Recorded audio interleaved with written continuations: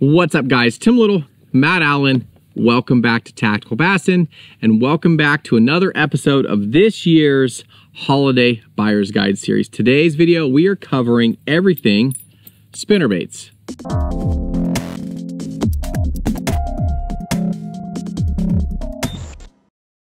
Today we're talking spinnerbaits, which is one of my favorite bass fishing techniques. It's one of those things that many of us did as kids, right? It's been with us from the beginning, and you don't necessarily get on a spinnerbait bite every day, but when you get on it, it's special.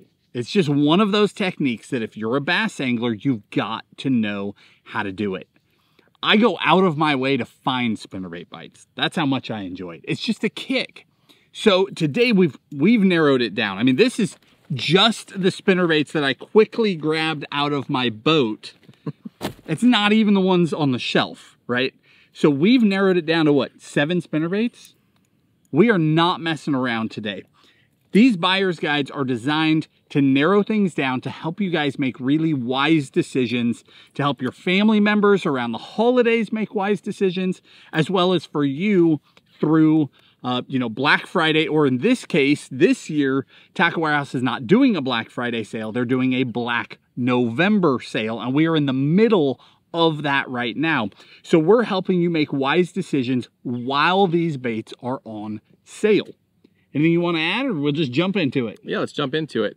Now, I got to be completely honest. My first bass I ever caught, I was shore fishing from the lake. I watched a video on Saturday morning on TV, and I went out and I threw a chartreuse and white spinnerbait, and I caught my first ever bass out of a lake. So I've thrown spinnerbaits for a long time, and then I got away from it, especially the full-size spinnerbaits. Started throwing the A-rig and such, but the last couple years, we've gotten on a lot of really good spinnerbaits, and there is, like Matt said, there's a time and a place where they outshine other baits, right? There's times and time and a place where you can't throw an A-rig. You'll get hung up, or you can't throw this or that, a square bill or a chatter, whatever. So there is a time and a place for a spinnerbait. So if you are new to spinnerbait fishing, we have some baits for you. If you went deep down the rabbit hole of spinnerbaits, we have baits for you as well. What category do you want to start with? I'll start here. Okay. Let's go with the full frame spinnerbait. So spinnerbaits come in every shape and size, right? All sorts of blade configurations, colors, sizes, but we try to keep it really simple. Almost all of our spinnerbait fishing is done with willow blades, double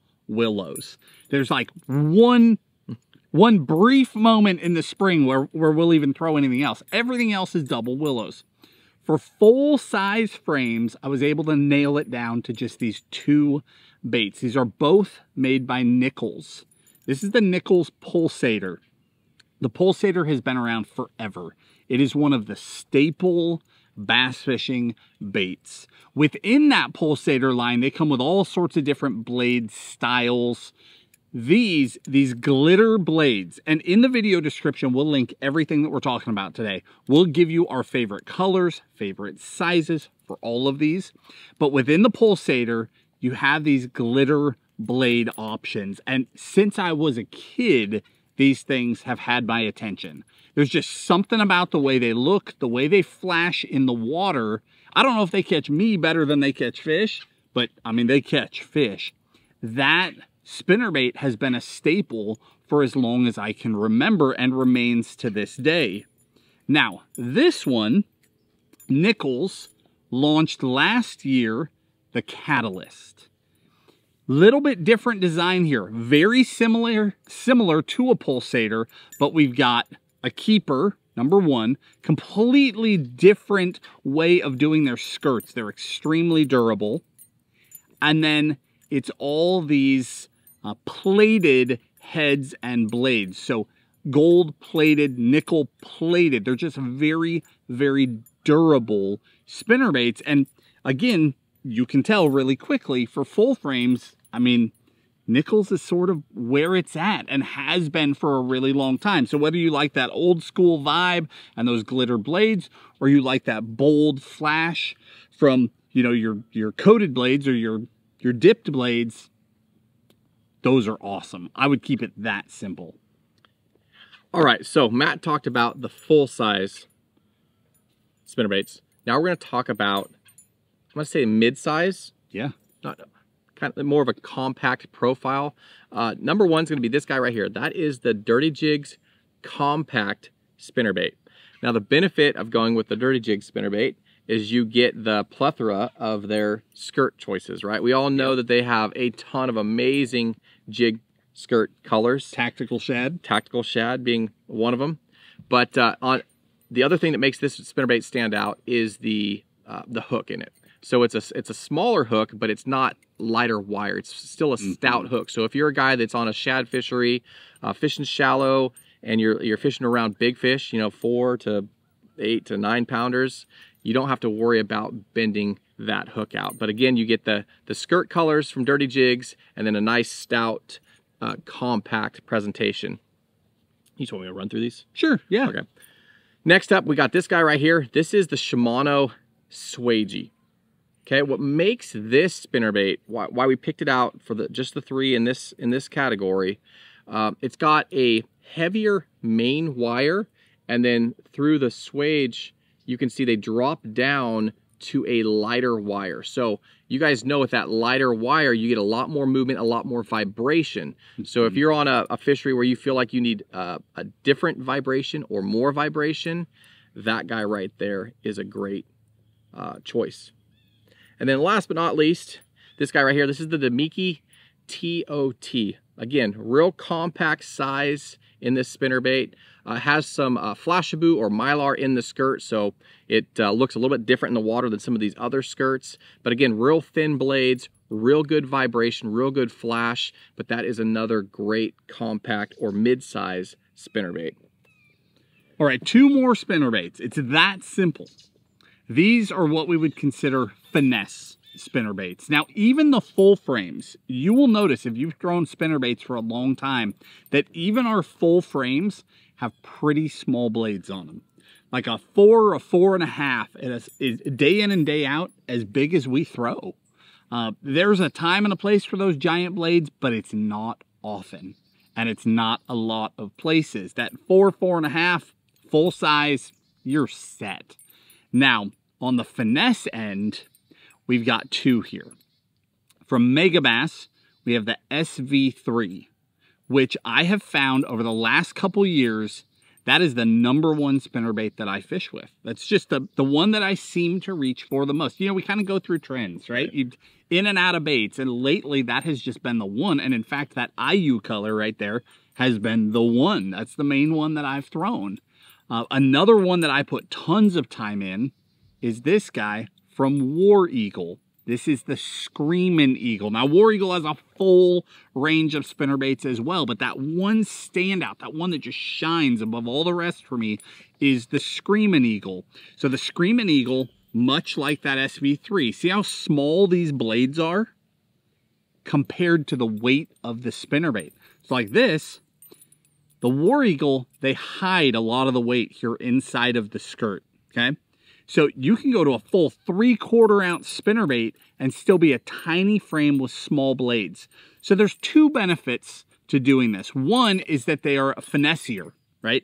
Cleaner water, fish that are a little more wise to what's going on. Maybe you're on the Tennessee River like we are, and these fish take a beating. Most people would say they won't eat a spinnerbait, and we're blasting them on spinnerbaits. They will eat a spinnerbait, but we drop down to those finesse frames, and you just get more bites. The other benefit, though, of a finesse type spinnerbait like these is that you can get them 3/8, half, 3/4, and you can speed them up. So that gives you a lot more variation in how you work your baits. You can pump them and work them, speed them up, burn them, kill them, and get a lot more movement out of that thing, unlike spinnerbait fishing used to be, right? It used to just be chuck 'em line. Now we're working these things as much as we're working glide baits and chatterbaits and everything else, right? We're popping that rod and playing with them, and they work so well. Now, one other thing about all of these spinnerbaits, not all spinnerbaits are created equal. There are cheap spinnerbaits that are junk, and there are expensive spinnerbaits that are junk. The biggest thing that I look for in a spinnerbait is that they run flat in the water. If they do this thing through the water, it just doesn't work as well. These are baits that run very, very true. And then the swim bait, of course, creates pull, drag. Drag in the water and levels them off as well, makes it that much better. Yeah, so real quick, Matt talked about getting these in 3/4 ounce and real compact size. We were on a fishery, a bite just recently where we were fishing a lot of current. We had to get down deep, and we had to fish that compact size. So that Screaming Eagle was the deal that day. So Matt talked about it a little bit. We're talking about trailers. We actually narrowed it down to 2 trailers. Now, we always run trailers on our spinnerbait.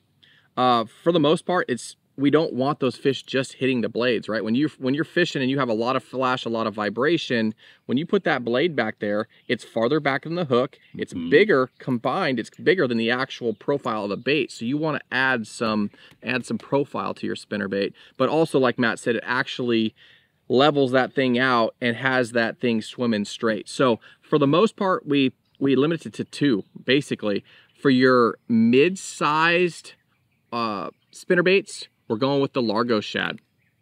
Okay, that's a 3.5 Largo shad, a little bit more dense than the Kitech we're going to talk about here shortly, but it has more of a tighter wobble, and it really gives that bait, it kind of completes that spinnerbait and gives it some vibration, gets that skirt pulsating, and it just pairs up nicely on those mid-size spinnerbaits. And then as far as the larger size, you know, well, you're going to talk about stinger hooks in just a second, but we can't put a swim bait on that because that's where they hide the weight. But for the other ones, we actually like specifically a 4.3 Kitech. The reason we go 4.3, not 4.8, a lot of times you put that 4.8 on there, you go to cast out, your bait feels wonky, you get back to the boat, well, that tail has come over and hooked itself on the actual hook of the spinnerbait. So that 4.3, a little bit shorter, and just can't make that reach. It makes such a difference, that little nothing. It's perfect, but adding that swim bait to this profile just completes the whole package. It gets that tail behind that last blade, and those fish target the swim bait and not just the blades themselves. So given a choice, we always fish a spinnerbait with a swim bait on the back. They just work better. The fish hone in on that swim bait, they eat them whole, you get way less short strikes. Just the whole package works better. But as Tim mentioned, there are spinnerbaits, particularly the finesse spinnerbaits, where you really can't put them on there very well, right? The War Eagle, you've got all that hidden weight, it doesn't leave you a lot of shank. On the Megabass, the SV3 has these 4, well, in this case, yeah, there are 4. I was gonna say 3, maybe I got one bit off. You've got these 4 strands that are made of this thicker, longer material, and they sort of act as their own trailer. So for those, or if you are getting a lot of short strikes, you can add a stinger hook. Again, I find with a swim bait, you generally don't need it. They eat them so well, and it's without a stinger hook on your spinnerbait, these things are a 4x4. You can throw them anywhere, back in wood, back in grass, in laydowns, I mean, anywhere, and they'll come right on out of there because the blades and the arm act as a weed guard. They protect that hook. They'll come through almost anything. Once you put a trailer hook on, now you'll start getting some snags. But if you're getting short strikes on the finesse spinnerbaits or short strikes on a full size, a stinger hook is the way to go. So on your larger spinnerbaits, from Gamakatsu, just their standard trailer SP, that spinnerbait trailer is a great option. It's heavy wire, it comes coated, you just hook right through it, and you're done. That's all you have to do. On the finessier frames from Hayabusa, the 929, these come with all these little black beads in here. So you put a bead on, then the hook on, then another bead on.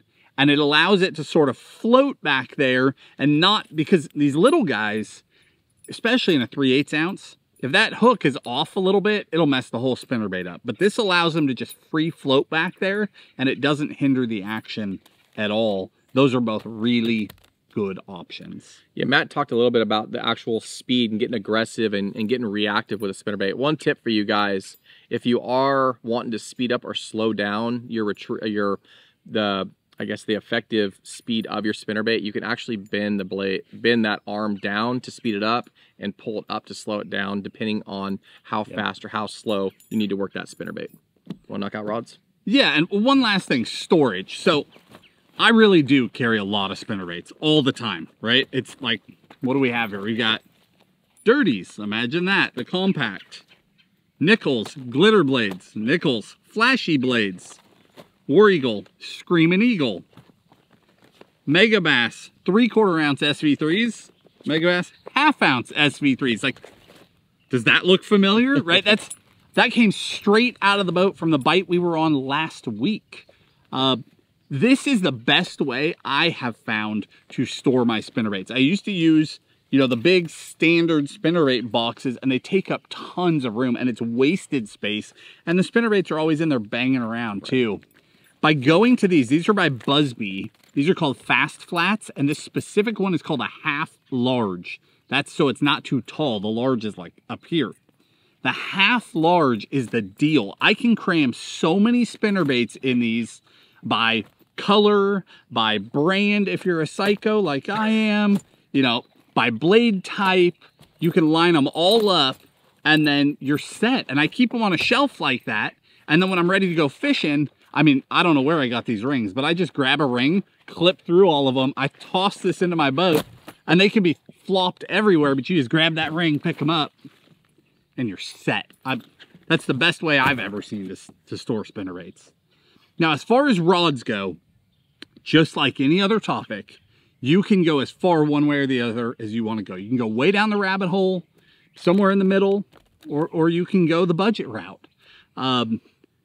I like to spinnerbait fish a lot, so I did not skip out on my spinnerbait combo. Again, this came right off the deck of this boat before I cleaned it up to shoot this video. This is from G. Loomis in the GLX line. It's the 844C MBR. I do a ton of things with these MBRs. Just the other day, we were talking about throwing football jigs on the same rod. Now, that was an NRX because it's all about sensitivity, right? I can't exactly justify an NRX for like rolling a spinnerbait. To me, I'm like, I don't know if I could do that. But a GLX, I can convince myself to do it, right? But that 844C MBR is amazing. You can throw all of these spinnerbaits on it. If it's a full frame, you hit them harder. If it's a compact, you just lean back on it. Finesse frames, just lean back on them. Paired up to a Metanium DCA 70. Just super lightweight in the hand, really fun to fish, incredibly smooth, great distance, light braid, 40-pound braid to a leader, and you're set. Now, mid-priced, I can't tell you how many fish I've caught on this combo through the years. From Shimano, Zodius 610 medium heavy. Just an all-around workhorse of a rod. Corrado 70. That 70 size, spinnerbaits aren't always easy to throw, right? Because you got these big blades flapping in the breeze, especially on windy days. But I find that 70 size with a smaller spool, it's got a quicker startup, and it's just easier to lob spinnerbaits around with having to like wind up and really cast them, which can end in really bad backlashes. That 70 size just makes it really easy to throw spinnerbaits. And then same thing, braid to leader. And that, you know, for the budget guy, this one is a Fenwick Eagle, 7.3 medium heavy. I've got an Abu Garcia Max Pro on that, 15-pound fluoro, right? So a spinnerbait you can throw on a super high-end rod. If you are serious about spinnerbait fishing, you will feel subtle things like fish coming up to eat it and not. They turn off. When a bass does that, they still push a wall of water. Right. That hits your blades and it screws them up. And you can feel that even when the fish doesn't hit. Not kidding. Little things like that will help you to reposition, line up, and catch that fish. But a spinnerbait can also just be thrown on a medium heavy that you probably already own. Mid-size fluorocarbon, 15's perfect most of the time because usually we're not spinnerbaiting in 20 feet of visibility, right. Slick, calm conditions, right? A little bit of chop or a little bit of stain to the water, rising water. Those are the times when that spinnerbait just starts hammering. So you can get away with a rod that you probably already own if you don't want to jump down the rabbit hole. Well, there it is, guys. We effectively narrowed down all of this to 7 baits. Yeah, not bad. So, that's pretty good. Down below in the video description, we'll link some of our favorite baits, favorite sizes, colors, and then the trailers and the stinger hooks and rods and reels. But there it is, Spinnerbaits simplified. Yep. All right, tomorrow we are talking strolling. Tomorrow morning, we'll do this again. We're going to keep these buyer's guides rolling until we get through the sales and through the guides, and then we can get back to some bass fishing. Guys, as always, we appreciate the support. If you like this video, hit that like button, subscribe to the channel, and we will see you guys tomorrow.